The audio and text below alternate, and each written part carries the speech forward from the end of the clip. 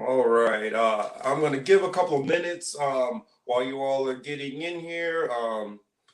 Shalom to all out there. You know, this for me is a religious day, and so I normally am not allowed to, even do a lot of setting up and doing all this work for my show. But this is going to be a very, very special show because we are talking specifically religion, and I want to marry the Old Testament and Old Bible and some of the thoughts that I have and understanding that I have and how it ties in with today. And that's the most important part, which most of us really want to know is how how does the Bible apply to today? Why is it important today? Is it important today? And some people would say yes, just for faith issues. Some would say yes because of salvation. Some would say other things, and we're going to get into some of that stuff and some of my thoughts and my beliefs, as we get through the show. So I guess first and foremost, I want to welcome everybody to the Political Matrix. Thank you all for joining us. I'm here, your host, Young Morpheus, and my good friend, Mr. Chris Lawson here. He's going to help me out with some of the technical stuff, which I want to try to pull up videos and stuff. So hopefully we can answer some questions and uh,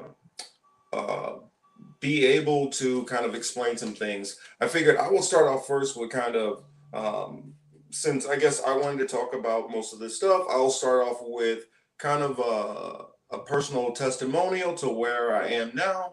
And I guess there's a video that I do want to share. It's roughly maybe about 15-minute video. We'll do probably about 10 to 15 minutes of that video. I think that will sum up enough of the point, and then I'll do a little breakdown from that and then some of the deeper questions, which some of you have, or more controversial questions. If we get questions, we'll get that towards the end. And then, of course, my good man Chris here, I will let him put me on the hot seat on some questions, which either he would like to get those answers out there, or just some stuff where he might have some different understanding than myself, or just some things where he feels like it needs some clarification on for others out there. So, for edification. So, yeah. Oh, any questions before I get going, Chris? No, man, you know we spoke already. I already know kind of like what you're interested in doing. So no, we let's just roll. Okay. So what I want to explain, because where I kind of went into this lane, it's kind of funny. I wish I would have remembered the timestamp on this one video, because it's perfect for what's led me down this pathway. And so, as most of you all know, I've always been deeply into politics. I've always been into history. I've literally been studying history hardcore my whole life. And with a family which has been involved in military and traveling all over the world, I've done my share of traveling also. I have been to probably what 38 states out of the 50. I've been to probably about 13, 14, 15 countries also, including living in different countries for some years, some months.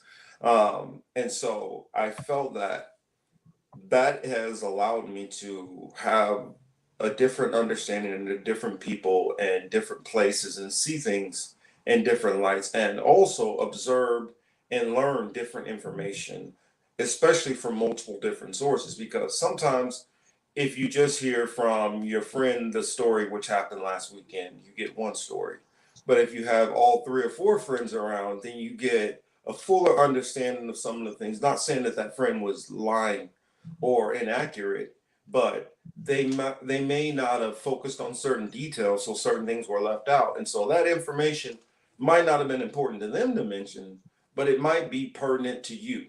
And so that's what I've started to learn to, even if you don't like the vessel or the person where the information is coming from, it is still important for you to take the time and diligently research the information, and not only research the information, research the people who are giving you the information.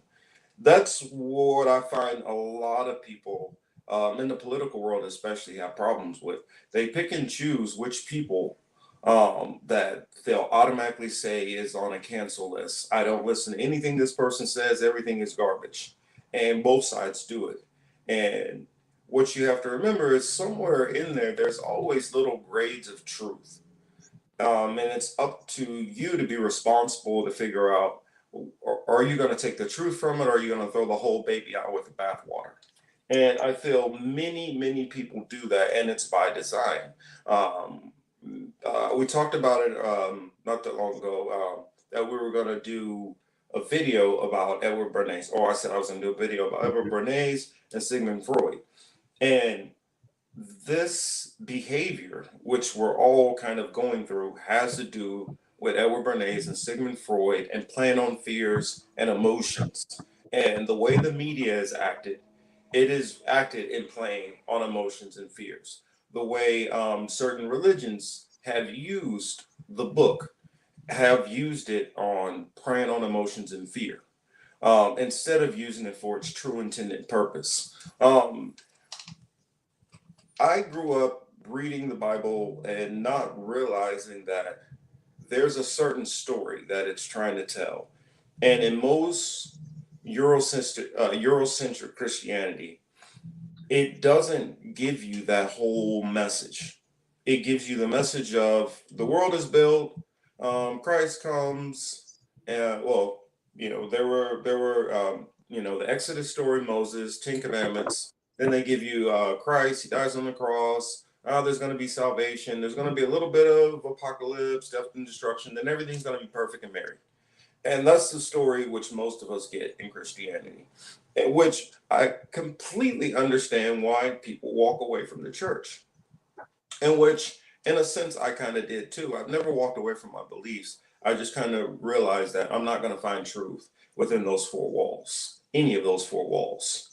Um, and so, So why? Let me mhm. let me jump in with a No, question. yeah, yeah. Why don't you think that you'll find truth in those four walls as it pertains Mm. to religion or religious history, or why? Well, and that's something which I had to realize when I had to start putting my religion and I had to start putting history and all of these things together and stop looking at them separately. The same people who are distorting the message are the same people who are involved in a lot of other things. And who I'm talking about, they have a bunch of different names, but when you talk about it from a religious standpoint, the most impactful people have been the Jesuits. And for those people who do not know who the Jesuits are basically Masonic members from various different Masonic organizations, whether it's Knights Templar, whether it's, the Freemasons, whether it's uh, Eastern Order, and all of these different groups. They embed themselves into the higher ranks of the Roman Catholic Church for the most part, and any other branching off of the Christian faith. And so by embedding themselves in, they're able to have their fishhooks into everything that goes on doctrine wise.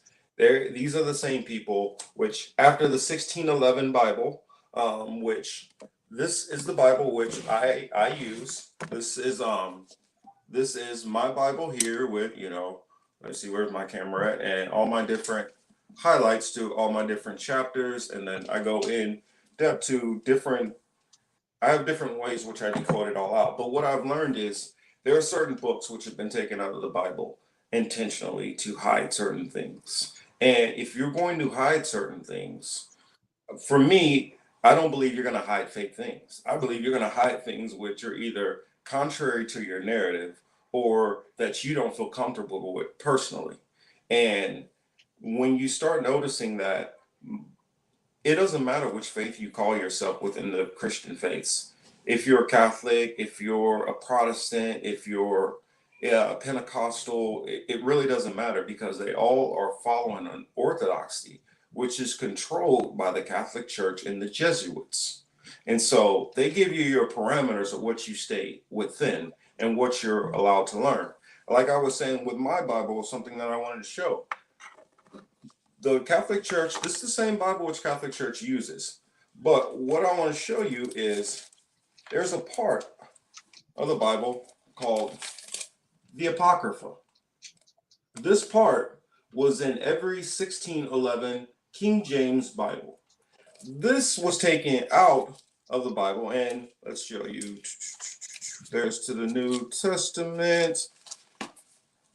This section of the Bible was yanked out. There was a lot more of the Bible yanked out also, but for some reason they felt that this needed to go away. And some would say, well, why? What's in there? Why does it need to go away? And for me, for a long time, I never questioned why it needed to go away. But it tells certain things. And if you realize the Bible is a historical book, it's it you can ignore all the divinity and you can say you don't believe it. That's fine and dandy. But the historical things which happen with people in here can be lined up. And they made an effort to take away history. The same thing which happened, and this is around like from I'm talking about say from the 1450s all the way up into the 16 I mean up until the 1700s is when the Jesuit order really took over religion as a whole and started doing a whole lot of these different things that are going on.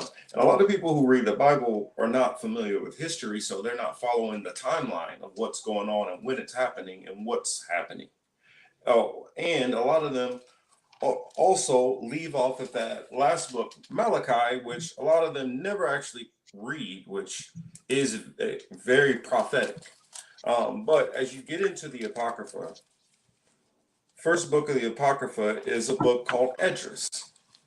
In the book of Esdras, where well, a lot of people will tell you that okay, sorry, let me back up just a little bit before I jump too far. Um, for those that don't know about what's kind of going on basically throughout the whole Old Testament, and I'll try to sum this up as easy as I can. It's about a genealogy, a bloodline, and a covenant, which is passed down through this family, which branched out into these 12 tribes. Um, all of these, the Old Testament is all about the rules they need to have to follow this covenant to be blessed. And they'll be blessed in above all nations. But if they don't hearken to the word of their God, the Most High, that they will receive all of these curses. And so what starts happening is they have different captivities. Of course, we all know about Moses in Egypt and let my people go. That's Exodus. But then you have Hmm. other captivities like the Babylonian captivity, the Assyrian captivity. And so when you start going into all these different captivities, certain people are being taken away. Well, I forgot even going to the Greek captivities and the Roman captivities, and then later on, I won't spoil it, but there's other captivities that continue happening, which Hmm. are all because these people will not hearken to the Most High. And so, what's told a lot of times in most Christianity and in religion as a whole is that the out of those 12 tribes, they split apart at one point. 10 tribes to the north, um, and there were two tribes to the bottom. Most people, um, the people known today that call themselves Jews are saying that they are from the southern tribe of which was Judea, which the reason why it gets the name is from the patriarch of that tribe's name was Judah. Then you have the other tribe that was there. Benjamin was the other tribe, and then there's a third tribe which was technically there, which is Levi, because Levi is sprinkled through all the tribes because they are the priest of all the tribes and do not allot their separate land. So they're the priest, and they're going to be mingled with whichever kings are in the north or the south. Um, what's told in history is that after the Assyrian captivity. Well, after the northern tribe goes into captivity, they're completely lost, and that you never hear from them ever again. Um, but that book of Esdras, which I was talking about in the Apocrypha, once you start reading that, it shows you a different track of where they went, and it starts giving you more information about different things that are happening, and it gives you a whole different picture leading into the New Testament. Because if you truly really read the Old Testament and you read the fire and brimstone and the judgment and their mistakes over and over and over, which they kept falling into, then you start to get a much more clear picture of why certain things happened in the Bible. Another thing you have to understand is if this story is ultimately about this family and what's going on with this covenant and this pact, then you need to understand who the people who are also involved in this story. Who are the people they're interacting with? Who are the people who are their foes? Who are the people who are their friends? Who are the people who helped them?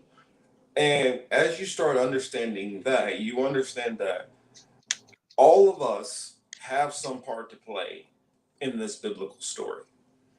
It's just a matter of understanding who you are. And what's happened is when the Jesuit order and the Roman Catholic Church took over, one of the things which they pushed was a lot of changing names, naming properties after themselves, changed them from their original names, modifying names, whitewashing images also, and many things like that, which they did. So when you get into that and you get into their involvement with the banking system and all kind of stuff up to today, it's fruit from a poisonous tree. I know that was a super long answer. I'm sorry, but um, it's why I don't trust anything that comes within those four walls because it's already coming to them poisoned. All right. I mean, that pretty much answers the question. All right. Carry on. Um, so when you get into the that story and it brings you up to what's going on, and you start to go back and look at different things in the Bible, it will give you a different perspective on things. Now, um, I didn't come to what actually led me into the Bible, which I said in the other video before, was the fact of looking into money ties with Illuminati and things like that. And as you start to understand what Illuminati is actually about at the very top levels, I'm not talking about when you hear this rapper and they say, "Oh, they're part of Illuminati." Well, they might be, they might not be, but I'm not talking about foot soldiers. I'm Hmm. talking about the generals. I'm talking about the people who make things move. I'm talking about the people who move transactions. These are the people who you need to worry about, the movers and shakers. Um, they're the ones who they birth an idea, and then a year later we're living it, and it comes from people like those Edward Bernays, Sigmund Freud's, where they decide this is how man thinks. And then a rich man who has the power says, "Well, I'm scared of that. If that's how they are, I need to control them." And that's what starts to come in. And I understand why people would run from the Bible because the Bible, it almost everything in the Bible, if I have somebody who has just belief but won't read the Bible and they trust me, I could convince you to do about anything in the Bible because Pretty about much. anything is in there. And I Hmm. mean, there's only a handful of things that are in the world which are not that I can't show you where at some point in time it was ordered. I can show you times in the Bible where it literally ordered the slaughter of whole entire villages, men, women, and children, and the animals, and to mar the land to make it unlivable ever again.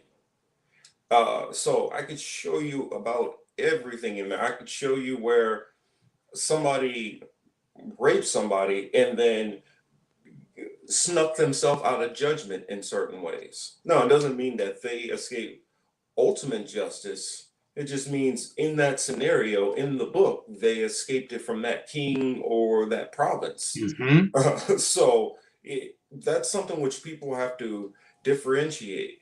Is it talking about are you reading the part where it's talking God's message or prophet's message, or is it talking stories? Is it talking genealogies? Is it just explaining what happened? Some of those things have to be understood, and like there's certain things which in the Christian church it was just told to me that this is how things are. um, and as I started to read, certain things didn't line up with what I was always being told. For instance, most of the holidays that we celebrate, I used to know kids in school, they were like Jehovah Witnesses, Mormons, and stuff, and they were always, oh, well, they couldn't do holidays and they didn't want to be involved in this or that. And it was really weird to me, and I couldn't understand it. And then I realized in the Bible, I can't remember exactly who it is at the top of my head, but his kids all decided to have honor days, basically. So birthdays. They all Mm, decided to have birthdays. And what he had to do, because the Lord was so furious with him, is he had to go and have sacrifices for every one of his kids, which did that. He had to go out and go get a lamb, an unblemished lamb, and go out and slaughter the lamb mm, because of the birthdays. And how I understand it in the Bible is anytime you're putting yourself a day for you, you're treating yourself in idolatry. You're treating yourself as a special person. And God's like, no, nobody is special but me. And so that's when you start almost making honor into yourself. And I know people say, oh, well, it's just a little birthday. But when that anything that you start that's kind of a little bit idolatry can, you know, increase. We've seen some of these crazy Sweet 16s, and the parents are paying actors and singers to come and entertain their kids, and their kids are flipping out and all that. At that point, you're worshiping your kid almost like a god.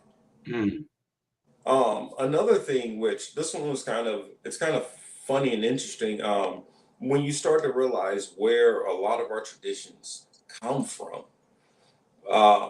They come from worshiping other gods. Now, it's not looked at the same way. For instance, one of the favorite ones, and which a lot of atheists love to go to this and say, well, you see, that's how you know that, the Bible's not real and all this stuff like that. They say, well, Christmas, there's all these other deities that were born on Christmas. Well, there are. But whoever said that God's son was born on December 25th? mm, That's not in the Bible. mm. In Good fact, question. another thing is in that area where they were living, there was snow on the ground. So if it snows during that time of the year and they were out tending the flock and on a nice weather day, it would lead you to believe that it could not have been a time when it was cold with snow. More than likely, it would have been a lot closer to the springtime when you'd be dealing with flocks and harvest and things like that. Mhm, So it, the understanding which a lot of people have is already off. Where that 25th actually comes from is it comes from a man in the Bible named Nimrod. It was Nimrod's birthday was the 25th. Um, and that's where the whole Christmas trees and all these things come from. Um, for those who don't understand, who don't know the story of Nimrod, his father Cush decided that he wanted to like rule everyone as a mhm, whole, and he started pushing for that and lining that up. And his son Nimrod came in the picture after he died and took up the mantle and actually started to make it happen. And where people hear the stories about the Tower of Babel or Babylon, that's what we're talking about, the original Babel or Babylon. And his goal was, I'm going to build this giant tower. Biblically, timeline where this happens is this is after the flood, mhm, when Noah and his people all split out and everything. This is after the flood. So his mindset is, I'm going to build a tower so high that if God floods the world again, I'll be perfectly fine. and we won't get washed out. And also, some of them believe that they could ascend all the way to heaven by creating this giant tower. Well, biblically, it said that the Lord was upset and he mixed up their languages and destroyed the tower. Mm-hmm. And also at that time, Nimrod's uncle, a man by the name of Shem, which Shem would be where the word Shemitic or anti Shemitic, the term which people use, anti Semite, that's where that comes from the man Mm-hmm. Shem. And Shem was one of Noah's three sons, which you have Japheth, Ham, and Noah. Which like keeping it simple for the moment, we'll just say Japheth. That's Europe. Um, Ham is Africa, and Shem would be that area in between, which would be North Africa to Asia. So that would be Afro-Asiatic area, which today we call the Middle East, or Arab country, or Persia, or any of those areas you like to say, Egypt, whatever. Mm-hmm. That's all of those areas right there. Anyway, this is where most of the biblical story is happening. So I want you all to keep that in mind. I know we're all smart individuals. Let's keep this in mind. This is in North Africa, where at this time frame, well, just in general, and during the summer, it gets pretty hot, wouldn't you say? And there's not very much sun coverage. I mean, not much shade coverage, except for an area which sat to the south of Judea, a place called Petra or Mount Seir. That was a very cavernous region because biblically there was a people who lived there originally called the Horites. The Horites were what we would call cave people. They were the literal cavemen, Neanderthal type people, which you see. Now, granted, their archaeology suggests that there were caveman societies in multiple places. So there were those cavemen which were near the Israel, Jerusalem area.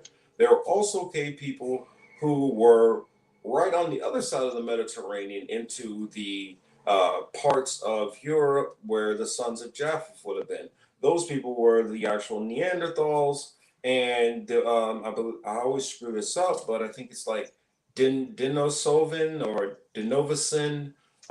They are another type. They're like cousins of the Neanderthals, which they live on the Eastern Europe part, whereas Neanderthals were Western Europe, and they lived in the cavernous, darker regions there because most of them were very, very pale. And they also are where most people who have blonde hair, blue eyes, green eyes, where a lot of that comes from that Mm-hmm. Neanderthal or this Denisovan gene. Um, okay, back to what we were saying, back to Nimrod and his tower. Mm-hmm. So Nimrod decides, hold on a second, let me get a quick drink. So Nimrod's tower, his uncle, Uncle Shem comes. Shem kills him, destroys him, chops him up into 14 pieces. As the story goes, after he was chopped up, his body parts were sent to all the various areas to be a warning of do not do this. This is something which is don't try to be like Nimrod. Basically, it was like a threat, like a warning. Well, all of his body parts that got sent around were all recovered by his wife Semiramis, the queen. Mm-hmm. Semiramis found every part except for one part. That would be the male genitalia, which Phallus. this phallus, and that theme is going to come up over and over and over, and I'm going to show you how it's going to tie into modern day and actual history. So Semiramis, in order to stay in power, she tells everybody that she's actually with child, pregnant by her dead husband, Nimrod, which I forgot to tell you a little bit in the story. I forgot to tell you. Semiramis actually was Nimrod's mother also. She was Cush's wife. And so when Cush died, she married Nimrod to stay in power. And so anyway, that's the little add in there. Um, okay, so after Nimrod dies, Semiramis, what she does to stay in power, she says that she's with child. She has not been impregnated by any man that is a completely divine birth, like herself, which she claims that she Divinity. was actually born from an egg, that she Hmm. was born divine birth also. And so she has a son by the name of Tammuz. Tammuz, as a small boy, is killed by a boar. And so when the boar kills Tammuz, what Semiramis does is she says that his spirit it ascended to heaven with his father, Nimrod, the sun god now, and he's the son of the sun god. And he came back down, and his spirit went into the trees. That's where we get, if you read into the Bible and it starts talking about them worshiping the groves, that's what they're talking about, worshiping the spirit of Tammuz in the groves. When people cut down Christmas trees, that fir tree which they're cutting down to bring into the house is worship to Tammuz. So when you put the presents up under the tree, it's like giving offerings to Tammuz. And then when your kids come and get up under the tree and bow down, that's giving worship to Tammuz when you do that. Hmm. Also, the cookies and milk.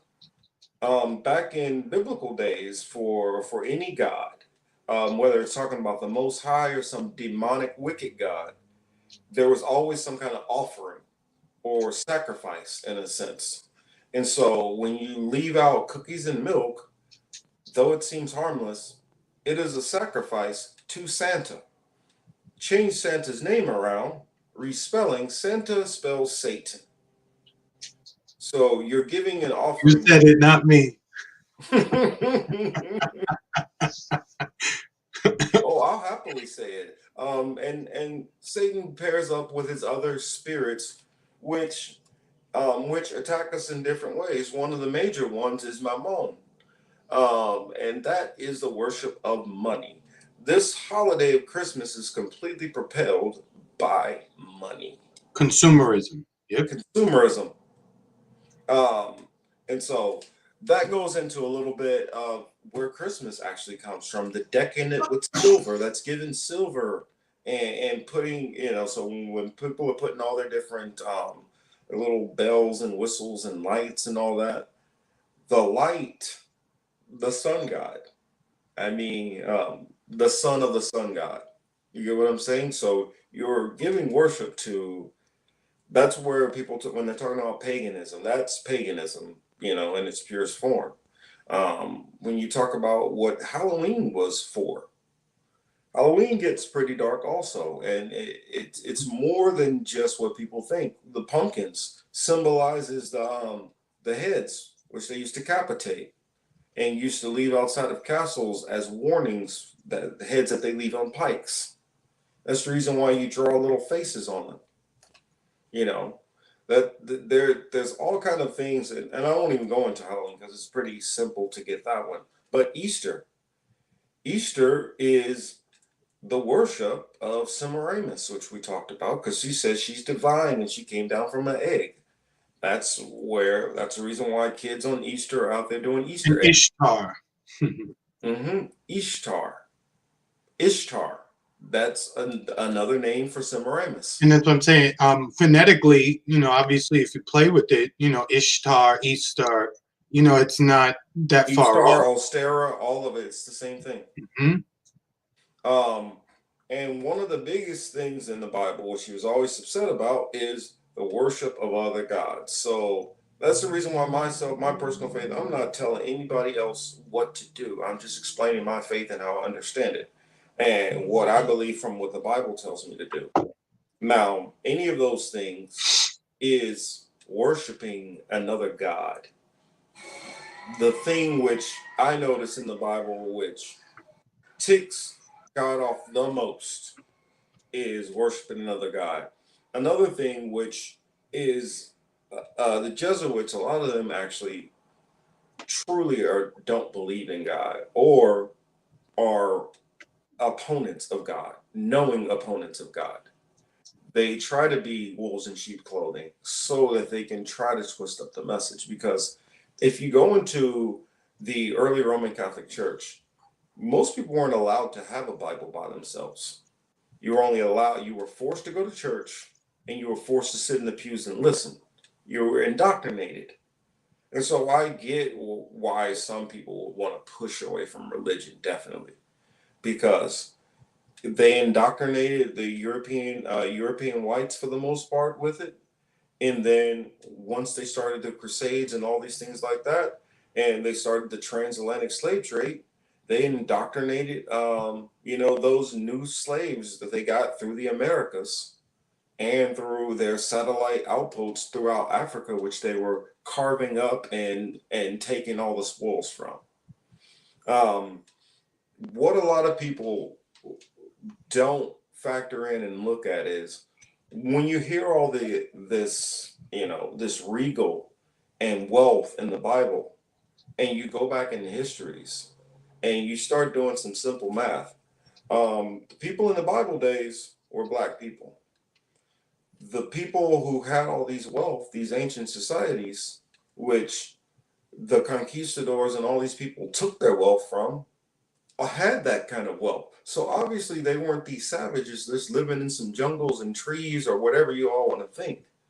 You can't the countries that we call poor, you can't really call them poor because the countries are constantly going in those countries to take stuff from them. So if you're poor, you would think you have nothing of value, nothing to take, right? But yet their hands are always in these countries. So no, clearly they're not poor. They Well, just come that's from corruption. what most people don't understand. When history basically flipped in turn, and history did flip because even I'm trying to remember what was it? You take early Americans, they had to have people come from other places, which were closer to the Mediterranean, which comes from some of those ancient African civilizations where they did steal a lot of their information and their teachings. Had to come over and tell Americans about hygiene. Had to tell early Europeans to it's not good to sleep in a pig pen. You probably shouldn't have your cows and stuff sleeping so close to your barn and get that feces and stuff away from you and actually start cooking meat and eating it. Mm-hmm.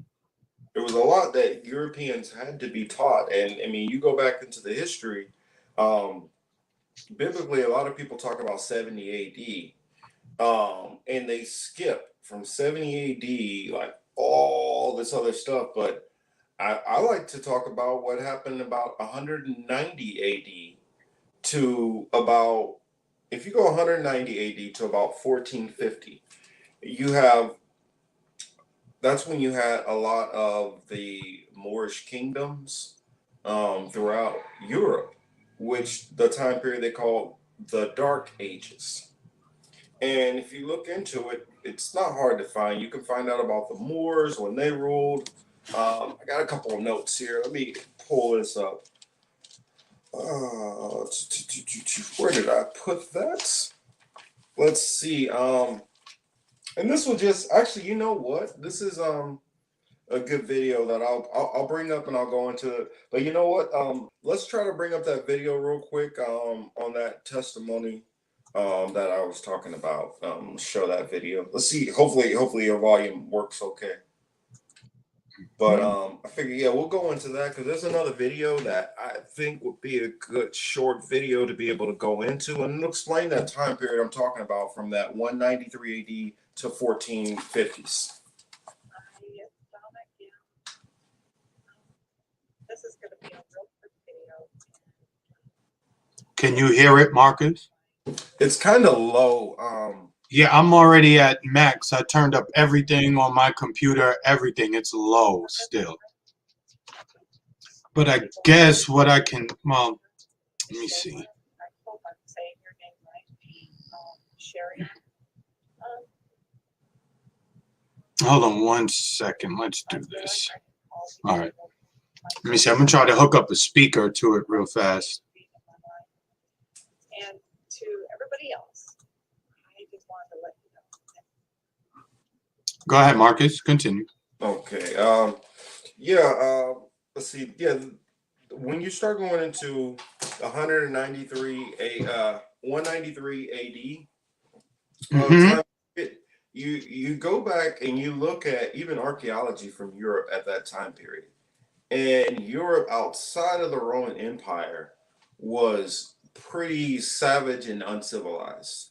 There wasn't very many, in just like say 200 AD, 300 AD, there wasn't very many castles or anything. Everything was very, very, very, it was like basic. I mean, when you watch some of these shows like Vikings and you see them like out in the woods and their little tented cities and stuff like that, and at best they might have had maybe a little stone castle, a little tiny one that's maybe, and that was like the king's main spot, which would have been maybe the size of, somebody's duplex. Um, that was like their kingdoms. And then when you go back in the biblical days and you understand how Egypt was at the time period before, how the Assyrian Empire was, how the Babylonian Empire was. You start going into uh, also after the Egyptians, when you start going into Mali, and you start going uh, yeah, the Malian Empire, how strong it was, and all those empires that went across North Africa, and you start going into the Carthaginians, and you start going back into the Moors, which we talked about, who were ruling things, and into let's see, the Moors, and then you start creeping over into Scottish kings. You start finding out that certain Scottish kings, not all of them were white either. Some of those early ones were black also. One in particular, what was it? I think it was King Henry the Eighth. I believe it was King Henry the Eighth, and then Queen Elizabeth the First also was a black woman. You start going into certain areas of Russia, and it starts making sense to me because I always wondered why. Looking at the typical Spaniard compared to a British person, I'm talking about Caucasian, of course. Mm-hmm. Why Yeah. Spain and Portuguese always had a little bit of a tint to their complexion compared to most of the Scots and British and even some French. And then I would notice the same thing on the other side with the Russians.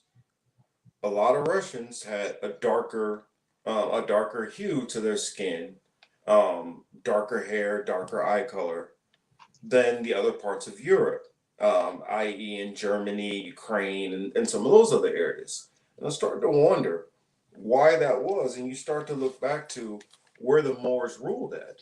The Moors ruled in Spain. They ruled in parts of Italy, where some Italians, especially in Sicily, Sicily. where I lived in Italy for 2 years, in Catania, um, when I was stationed at Naval Air Station Sigonella. There, if you were just looking at Italians, you would think that you were looking at Latinos. Complexion wise, you could very easily get a Sicilian mixed up with, let's say, a Puerto Rican or a Mexican or a Venezuelan. Um, Complexion wise, eye color, everything looks pretty much the same. And it's interesting because you start realizing the who was ruling in certain areas, the mixture, the mixing that was happening, and then it all ties in with other things. Actually, I thought about it. Let me see if I play a video. If I play the video, if you're able to hear the audio at all, because I forgot. I set it up this way so I could pull up. If I need to pull up anything on my. Hi, it's Donna again. Oh, she's just really quiet. This is going to be a Can you hear that? video. I can hear it. It's mainly to my Hebrew Israelite brothers and sisters. I'll just turn it up. First of all, I want to say thank you to those who. It's a glare in the. All right, super glare. It's a glare. It's a glare off the light. Yeah. It's just too bright. I hope I'm saying your name right. Sharion. I feel like I can call these people my genuine friends, and I appreciate you being in my life. And to everybody else, I just wanted to let you know that I am perfectly aware of who I am in scriptures. I am that stranger who's sojourning with you, that there's one Torah for the native born and one for the stranger. And I'm also clinging on to the house of Jacob. No, pause that real quick. Is she saying what she's saying is she understands her who she is biblically, and that's what I was saying is it's a story, and you got to understand that everybody in the world falls up under somebody. We all have a biblical line. And what I understood when you start reading to the end of the Bible, and especially Revelations, there's judgments towards not only us as individuals for how we conduct ourselves, how we treat each other, and things like that. There's also judgments for nations. And so you might be saved out of your nation, and some people might be saved out of certain nations. But certain nations as a whole have judgments against them that are not good judgments. And like I will let people. I'm not going to go into who each person is on this one in particular, unless I get a question directly about that. But one thing I know is here. I'll give you one prophecy in general. It says when Christ comes back, I'll just say I'll keep it Christ because in my faith we've been trying to learn Paleo. I've been trying to learn Paleo Hebrew more, and so I don't call him by Christ. I call him by Yahweh Shai, and the Most High. His name is Yahweh.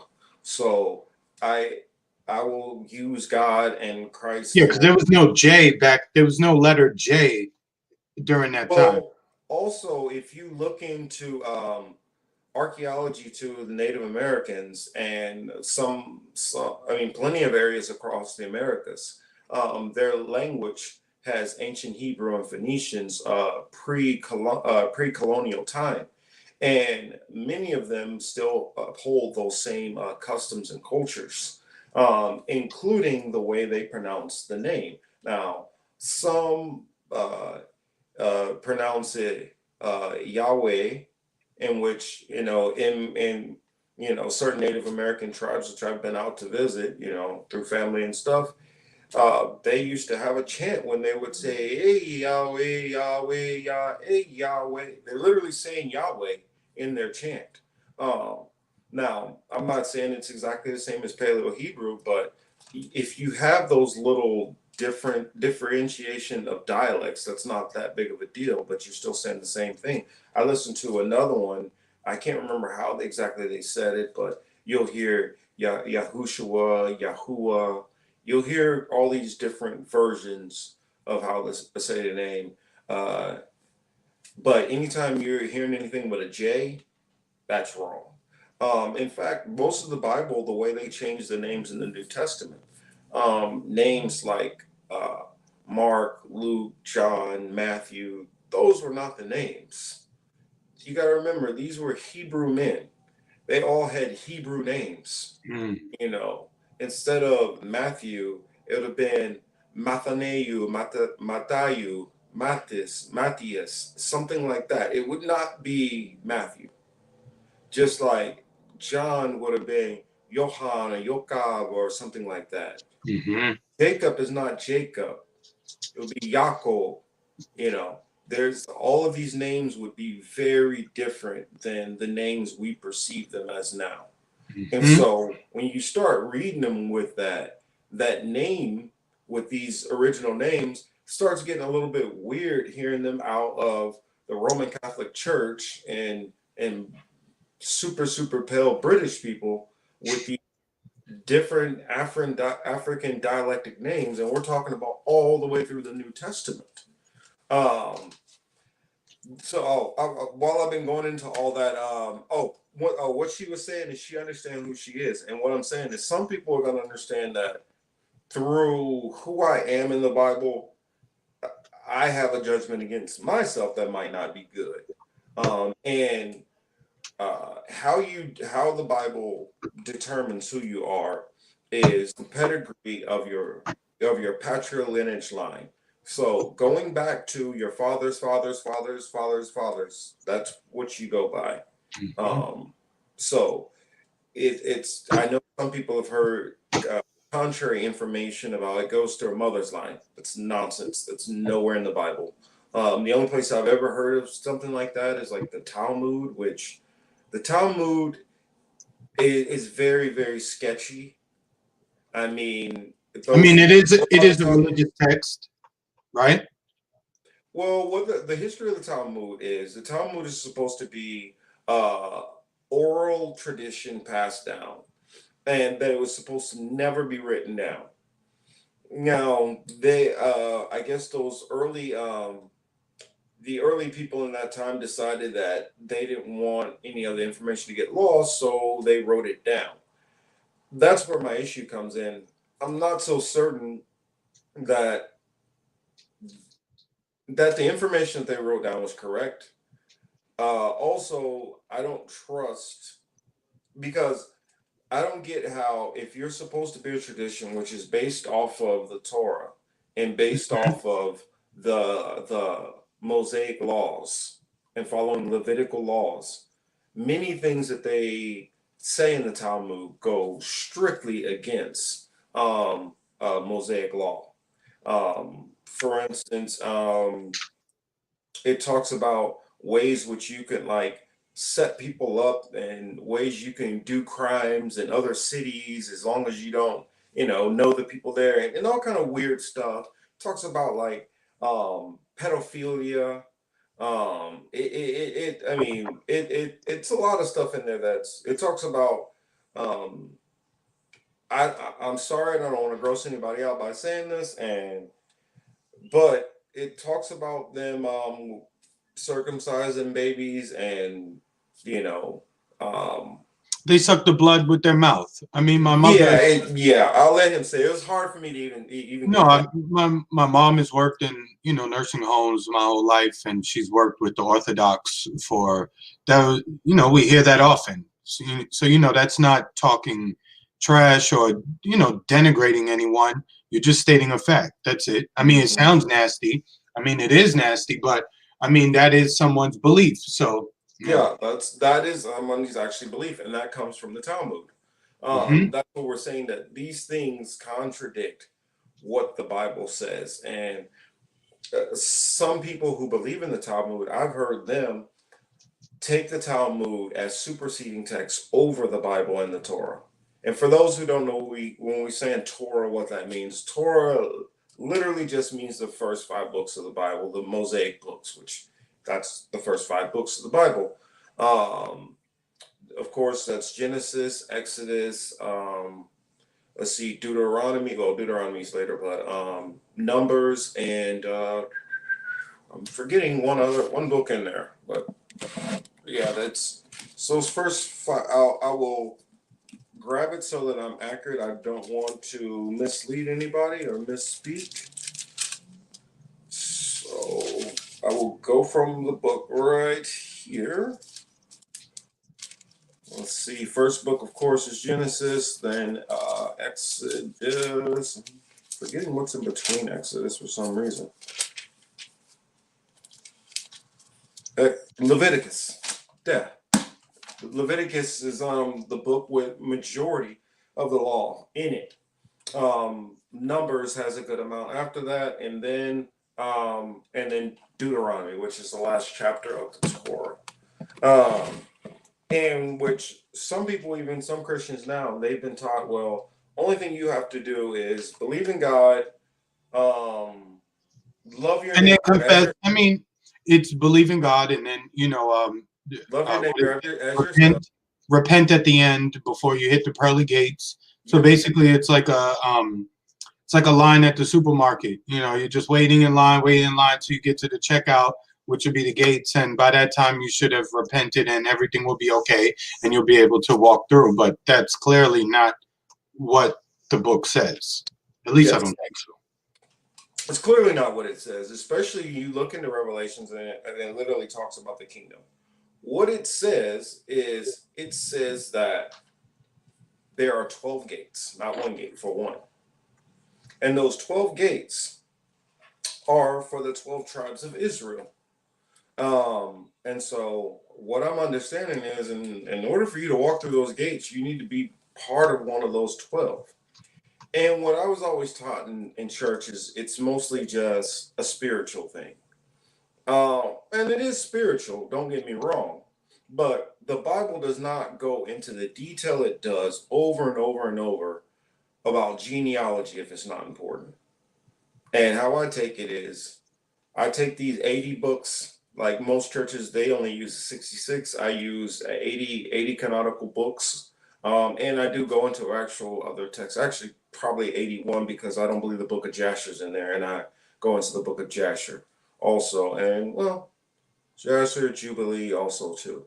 But I, at this point, I take these as canonical texts, which canonical would be this is the standard, and then some of these other books can be educational and helpful and vital. I just don't consider them the actual canon that we're going off of. So I don't reject other books out there either, because the more and more you read these books, the more it starts to tell you things, tells you uncomfortable things for too many powers that be at the top. That's the reason why they do so many things to try to make the Bible either sound ridiculous, preach a one size fits all message, or just try to discredit it in every kind of way they can. So there's a reason why they try to do all of these things. I was gonna say, what was it? I have one other video in there where we were talking. I guess you know what? I can bring up that video. I'll try to find it for you in there. It's in the playlist also, so I can give you a name of the video to make it a little easier finding this one. Hopefully, this volume. I believe this volume is better. So give me a second finding it. Because I have, as you can see through that playlist, I have so much through it. Yeah, no, I'm looking at it right now. Actually, yeah, you got it's like over 100 something in there.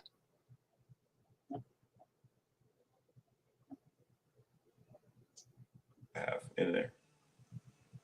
When it starts getting into, because I take even atheist views in there, and I try to take in all this information, try to figure out what makes sense. Oh man, I can't find that video. And I was literally just watching it earlier today for research. Oh, something that man, I'm like all over the place. There's so much that I want to bring out right now.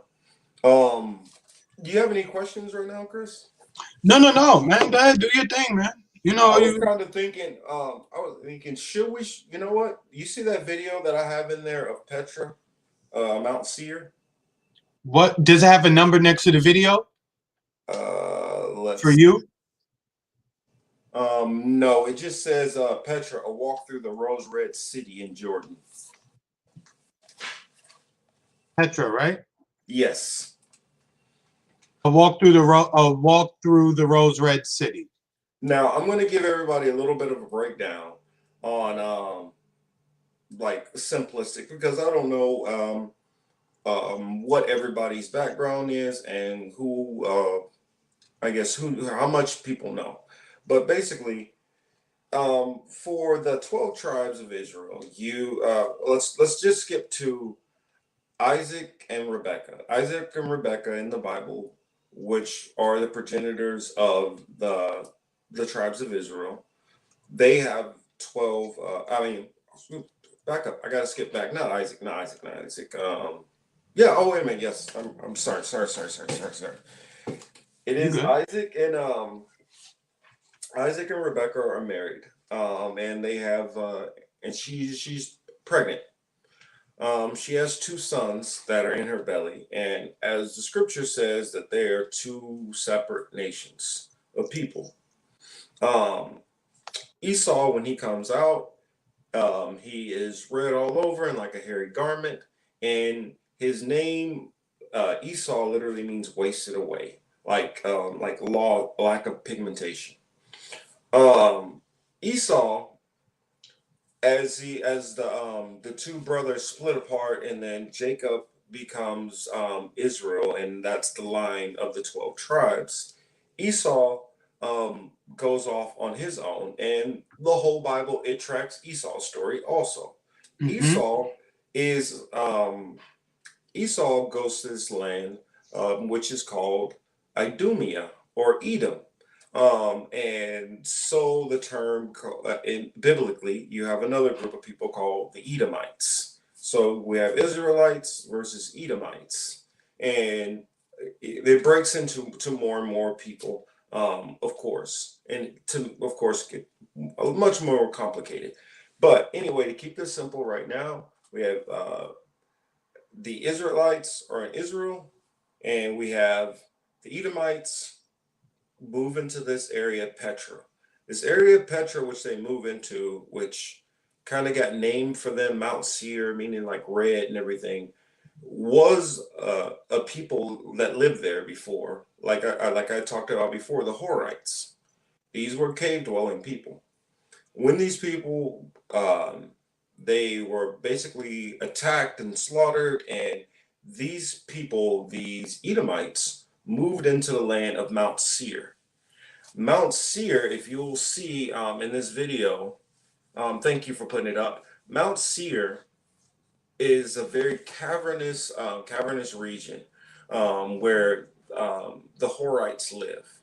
The Edomites came and actually came into this area, attacked most of them, subdued them, enslaved them, and at some point um, did a lot of actually breeding and mixing with these people. And so the Edomites actually merged with these people called the Horites.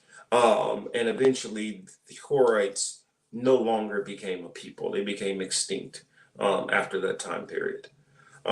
This area, which you'll see the early parts are were not very, you'll see some parts which are not very refined, very kind of very humble. That was the early Horites who lived in those areas. Some of these areas where you have a lot more detail and structure, these were the Edomites.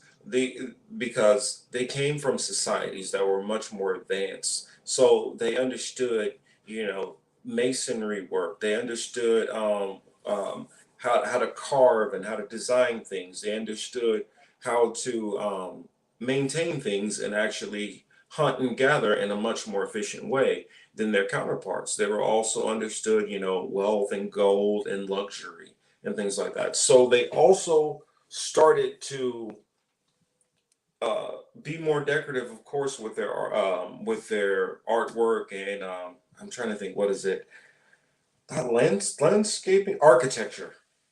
And what you'll see is as we go through the video, it'll start to show more parts how you see with Esau having that different pigmentation and the Horites being cave dwelling people, how this would be a very apt place for some people to live who were pigmentally challenged. Um, uh, as it goes on, you'll see this one part which we're looking for, which we'll stop it when we get there and talk about it a little bit. But this in particular part, oh, and the reason why no one lives here now is this area is completely barren. Like no one can live here. Yeah, it looks And barren. biblically, it says that this would be done also. Oh, what were you saying, Chris? No, I was just saying it looks barren. It doesn't look like you can grow anything there. Yeah, it's impossible to live there, and biblically it says that that would happen.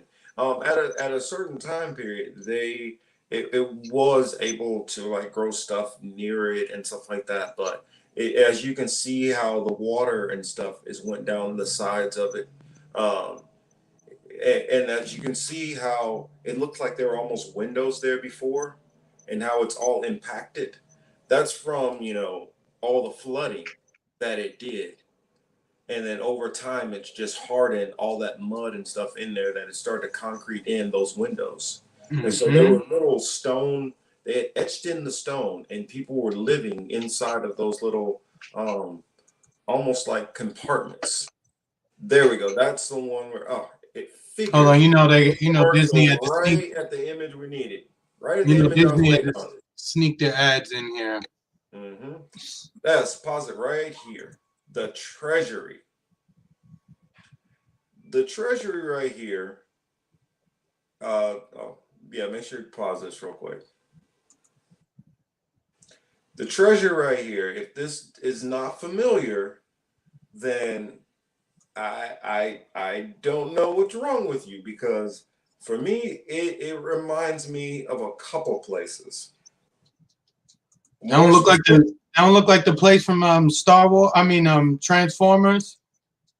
well, it looks like the place from Transformers and all that, but it also looks a lot like the Capitol building.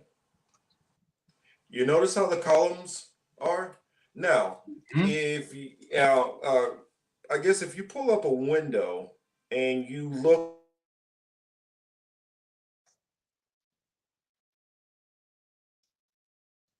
Go ahead, man.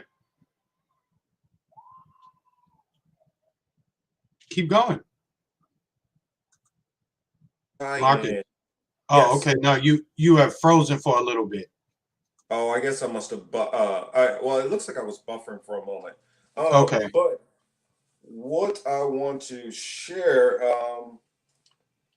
I guess I will send this to you real quick, Okay. Chris, and you can share this with them somehow. I'm not sure. You're my tech whiz right now, so Yeah. You sent it to my phone or through Twitter?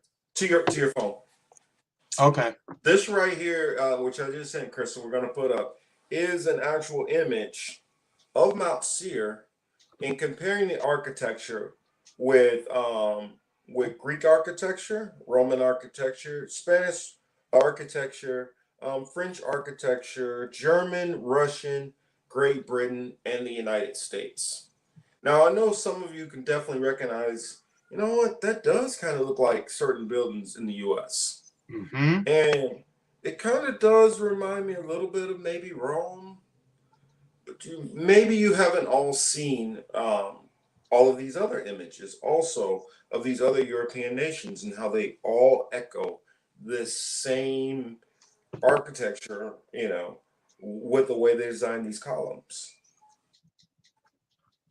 Um, another thing which another thing which they also share besides their architecture, which I found very, very interesting as I started studying into some of the occult stuff, um, is that they all use the eagle as a symbol at some point. Yes, this is the image which I wanted to show. As you see, the columns that they all have are all eerily similar. And then if you look also at the very top of the columns, almost all of them, except for the French one, uh, basically has some kind of a small pyramid at the top of all of these columns. Now, Mount Seir, this one literally goes back to BC days. I mean, this one goes back to, you know, easily, I want to say about 10,000 BC. Well, maybe not that far back, but I would say at least 4000 BC. And all of these places have moved on. Now, Mount Seir became desolate, they were moved out. If you read into the book of Jasher, it literally says that those people from Mount Seir moved into Rome. Okay, now I guess we'll go carry on with the video, and then we'll show a little bit more. I'm losing you, Marcus. I can't, like, it's choppy. Oh, sorry, I must be getting bad signal area here. Hear me okay now? Okay, it looked like you went out and you came back. Let me see. Say something else. Am I okay? Yeah, you're buffering real bad. Like your video is even going in and out on my screen. Oh wow. In fact, Or is that my internet? Let me check. No, I'm okay. no, it could be mine. I've been having weird signal stuff going on over here. If it keeps giving problems, let me know, and then I can leave and then come back in on my Nah, phone. you sound bad. I can't even understand you. It's going in and out really bad. Okay, let me try. Let's see. I will mute my mic.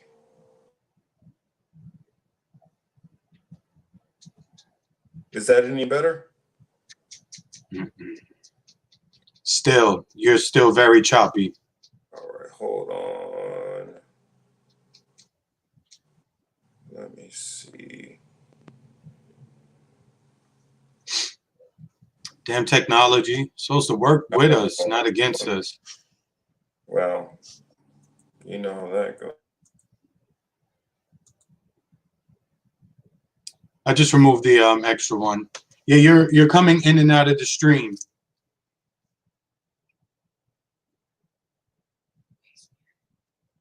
Can you add me on the other one?